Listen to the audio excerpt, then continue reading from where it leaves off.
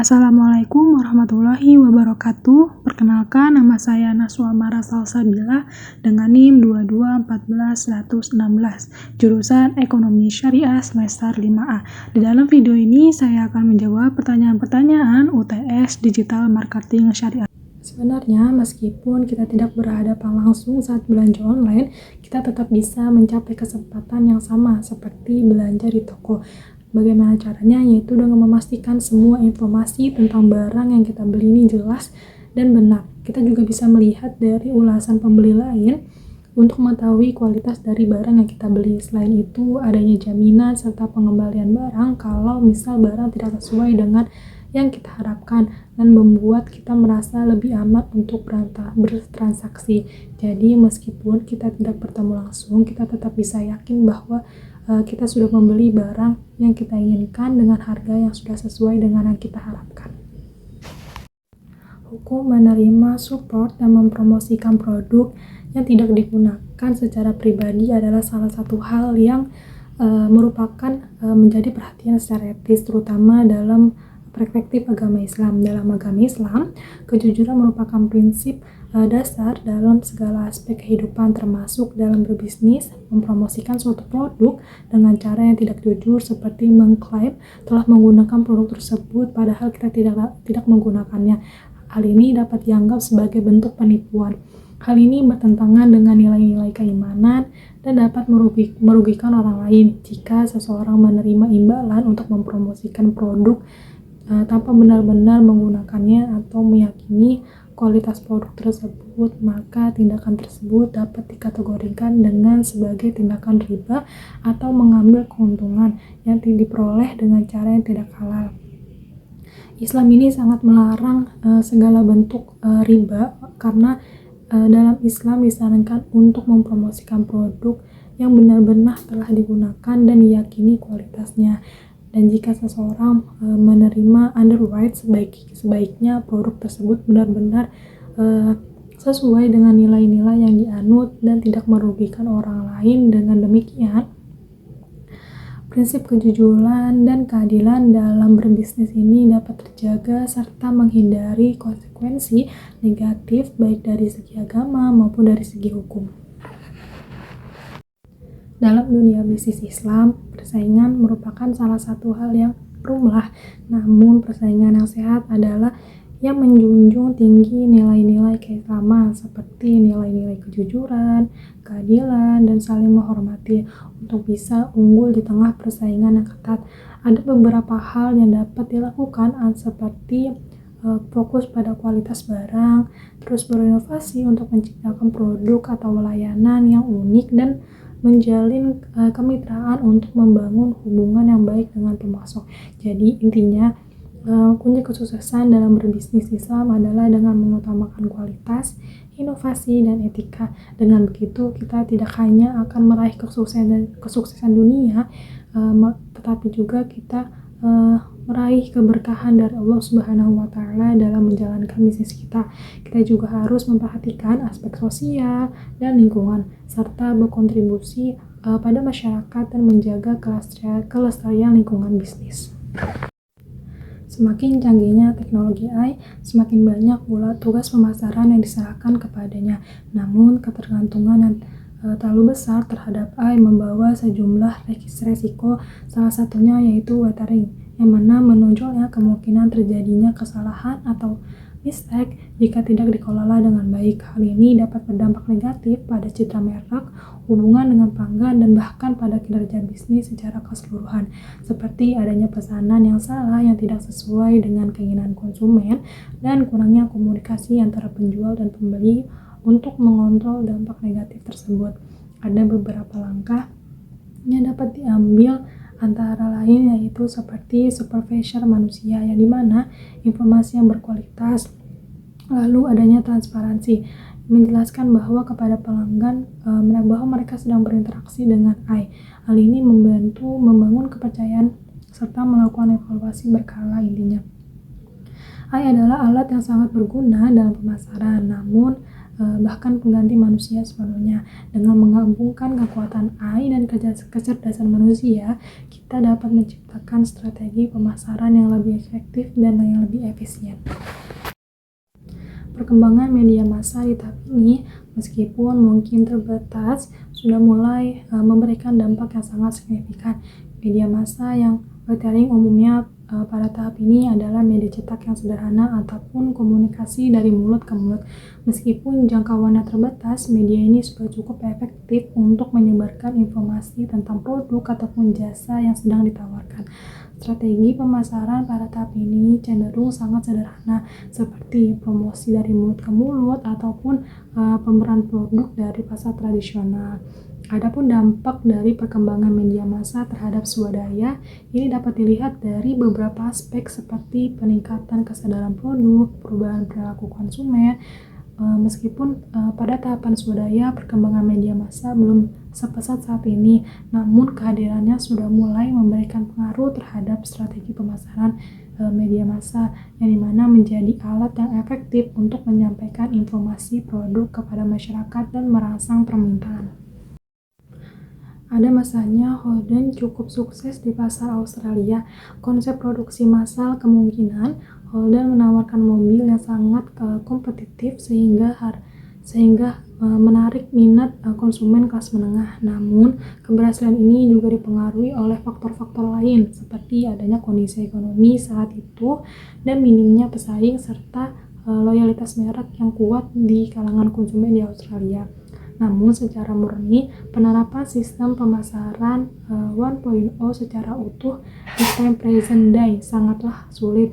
Pasar saat ini jauh lebih kompleks dengan konsumen yang semakin cerdas dan memiliki banyak pilihan. Namun ada beberapa elemen dari promosi 1.0 yang masih relevan dan diterapkan oleh beberapa perusahaan, terutama di industri barang konsumsi massal. Tingkat keefektifannya penerapan sistem pemasaran 1.0 di periode present day sangat berharga.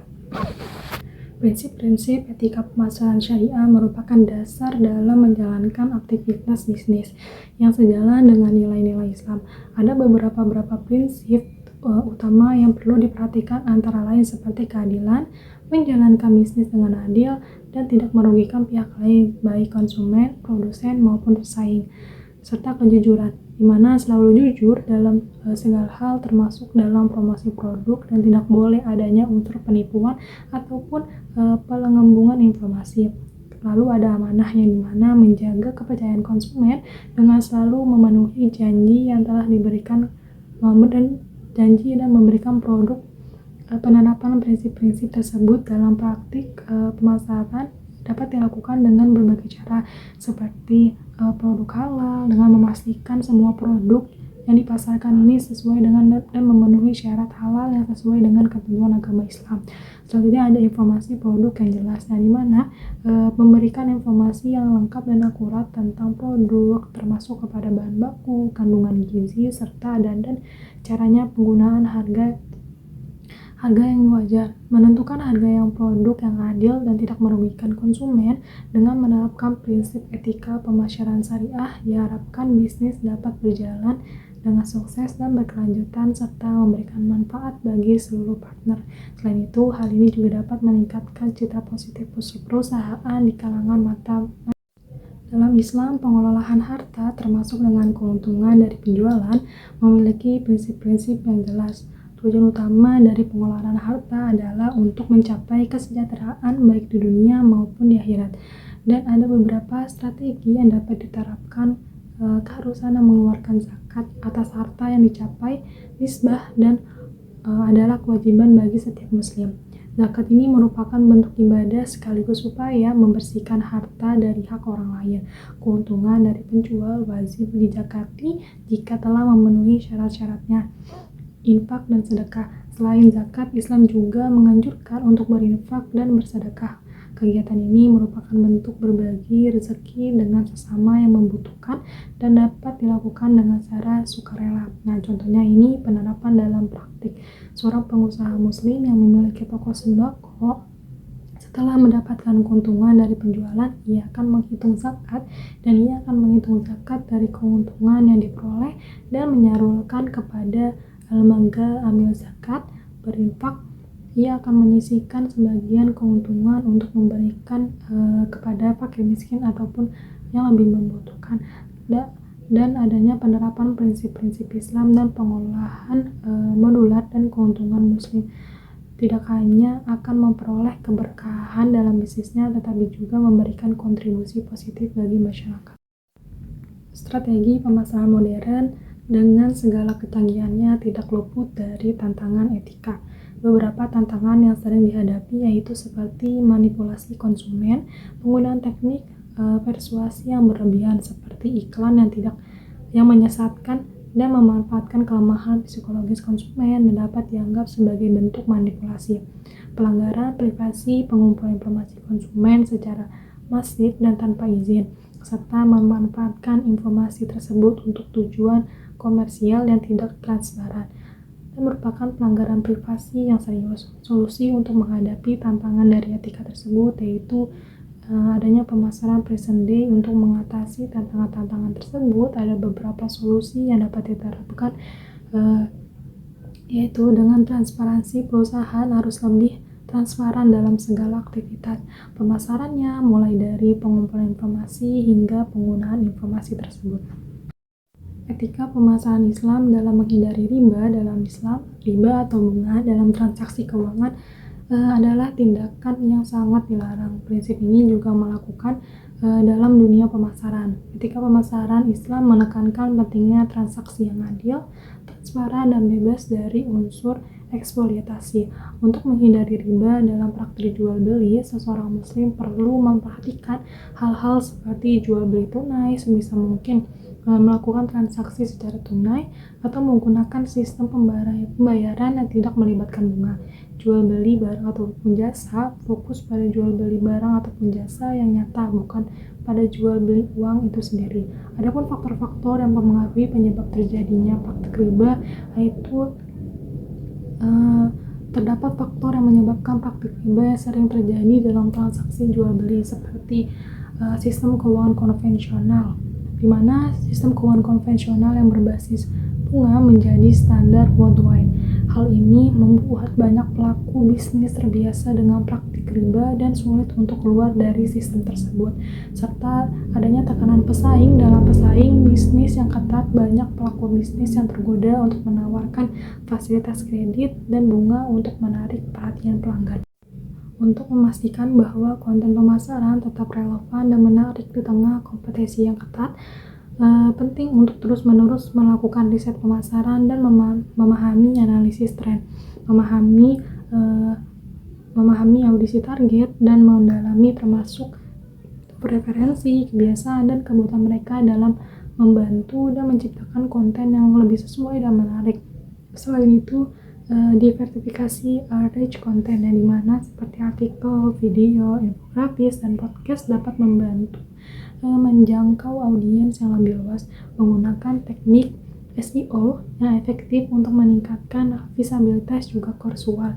Terakhir, berinteraksi dengan audiens melalui komentar ataupun media sosial ini dapat memberikan wawasan berharga yang kemungkinan pemasaran untuk beradaptasi dan meningkatkan konten berdasarkan umpan balik langsung. Dengan pendekatan yang proaktif dan progresif, konten pemasaran adverse dapat tetap berjalan dan menarik meskipun dalam lingkungan yang sangat kompetitif. Terima kasih. Wassalamualaikum warahmatullahi wabarakatuh.